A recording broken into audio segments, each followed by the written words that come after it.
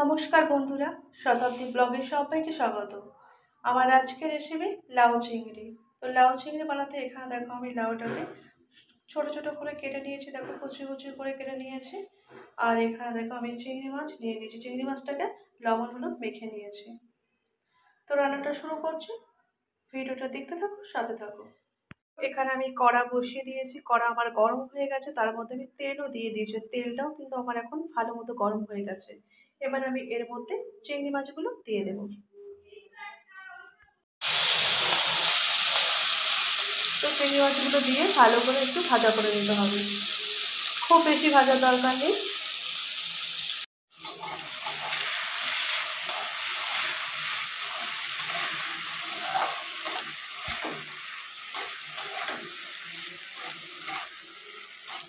তো চিংড়ি মাছটা আমি বেশি ভাজবো না, হালকা করেই ভেজে নেব।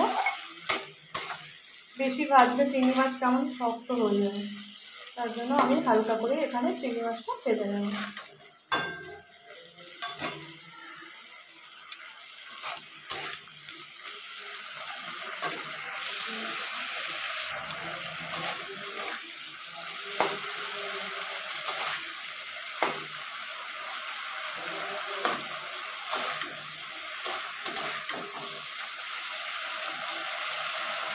দেখো চিংড়ি মাছটা আমার এখানে ভাজা হয়ে গেছে, এবার আমি চিংড়ি মাছ থেকে নামিয়ে নেব। চিংড়ি মাছটা তুলে নেওয়ার পর আমি ওই তেলের মধ্যে দিয়ে দেব একটা শুকনো লঙ্কা আর গোটা জিরে দিয়ে একটু হালকা করে ভেজে নিয়ে আমি এর মধ্যে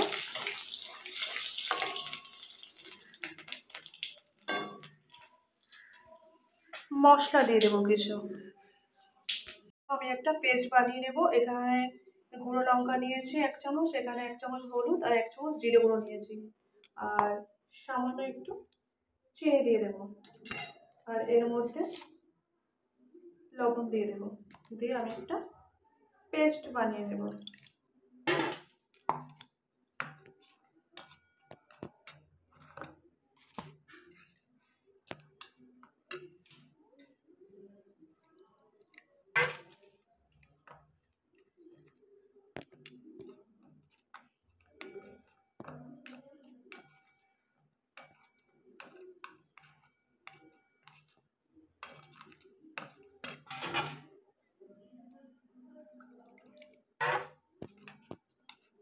দেখো এখানে আমার পেস্ট বানানোটা একদম রেডি হয়ে গেছে। দেখো এখানে আমি শুকনো লঙ্কা আর জিরেটা তো দিয়ে দিয়েছি, এটা আমার একটু ভাজা ভাজা হয়ে গেছে। আর যে পেস্টটা আমি বানিয়ে রেখেছিলাম সেটা এখন এর মধ্যে দিয়ে দেবো।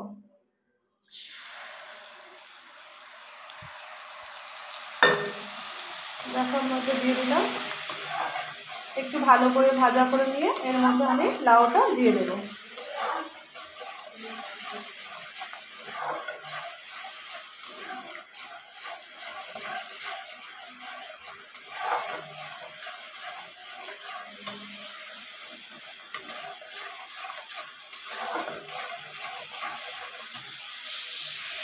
এবার এর মধ্যে আমি লাউটা দিয়ে দিই।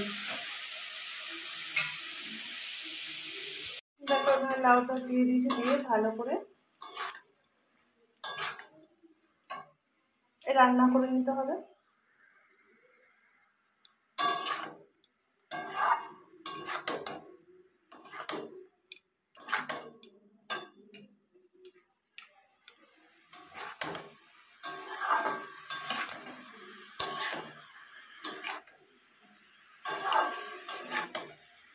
দেখো লাউ থেকে জল ছাড়তে শুরু করেছে।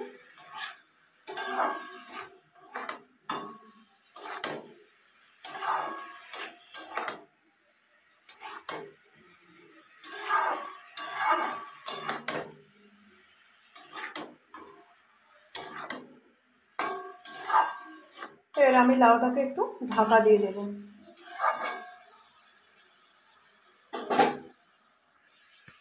এর মধ্যে আমি 2টো কাঁচা লঙ্কা চিড়ে দিয়ে দিলাম, আর দেখো কতটা জল বেরিয়েছে লাউয়ের থেকে।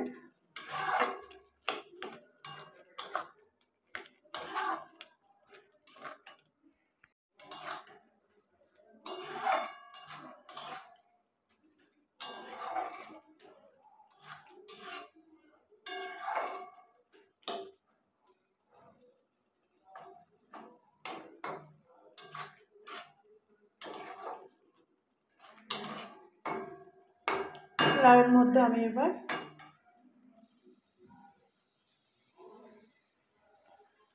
চিংড়ি মাছটা দিয়ে দেব।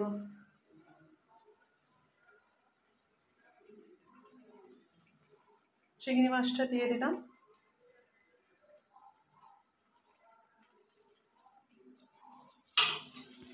চিংড়ি মাছটা দেওয়ার পর আবারও একটু আমি নাড়াচাড়া করে নেব, নিয়ে আবার একটু চাপা দিয়ে দেব, যাতে ভালোভাবে সেদ্ধ হয়ে যায় আর জলটাও শুকিয়ে যায়।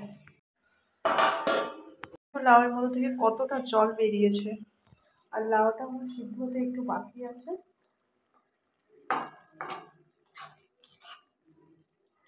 তো আরও কিছুক্ষণ আমাকে এভাবে ঢাকা চাপা দিয়ে রান্নাটা করে নিতে হবে। দেখো এখানে আমার লাউ চিংড়িটা প্রায় হয়ে গেছে। এবার আমি এর মধ্যে গরম মশলা দিয়ে দেব। গরম মশলা গুঁড়ো দিয়ে দিলাম, দিয়ে একটু নাড়াচাড়া করে নেব।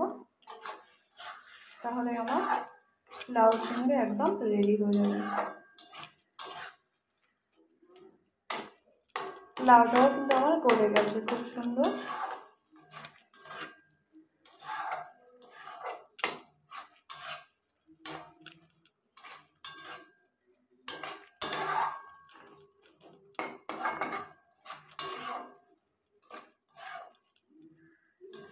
রান্নাটা কিন্তু আমি খুব কম মশলা দিয়ে বানালাম।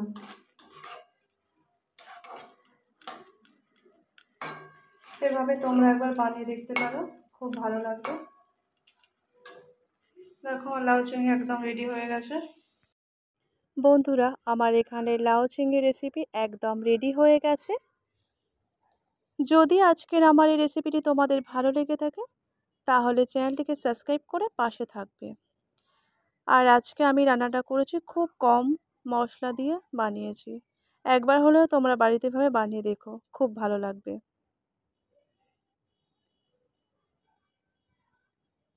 সবাই ভালো থেকো, সুস্থ থেকো, সাবধানে থেকো। আজকের মতো ভিডিওটা আমি এখানে এন্ড করছি। দেখা হবে নতুন কোনো ভিডিওতে। ততক্ষণ তোমরা সুস্থ থেকো, সাবধানে থেকো। সবাইকে টাটা।